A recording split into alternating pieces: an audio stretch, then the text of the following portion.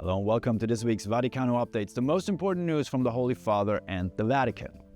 Pope Francis has donated 4 ambulances that will be deployed in war-torn areas in Ukraine.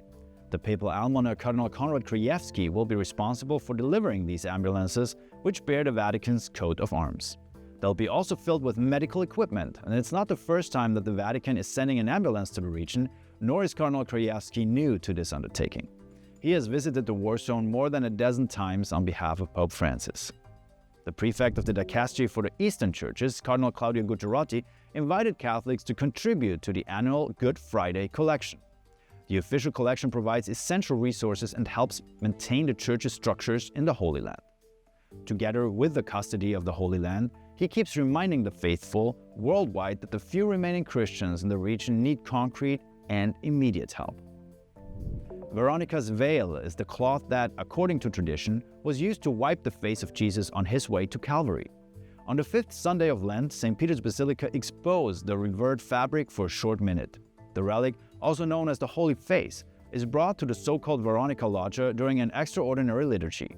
Afterward, the Archpriest of the Basilica, Cardinal Mauro Gambetti, celebrated Mass with the many faithful who came to see the real face of Jesus. Working towards peace, Archbishop Paul Gallagher and Sergei Lavrov, Russia's Minister of Foreign Affairs, held a phone call together. The Archbishop is the Vatican's Secretary for Relations with the States and international organizations. He and Lavrov discussed the overall picture of world politics with particular attention to the situation of the war in Ukraine, as the Vatican stated afterwards.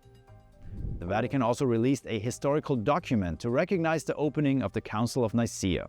The International Theological Commission published the in-depth document Jesus Christ, Son of God, Savior, celebrating the 1700th anniversary of the Ecumenical Council and to highlight its significance.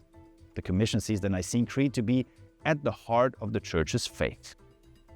As always, thank you so much for watching this week's Vaticano Updates. In Rome, Andreas Tonhauser for EWTN Vaticano.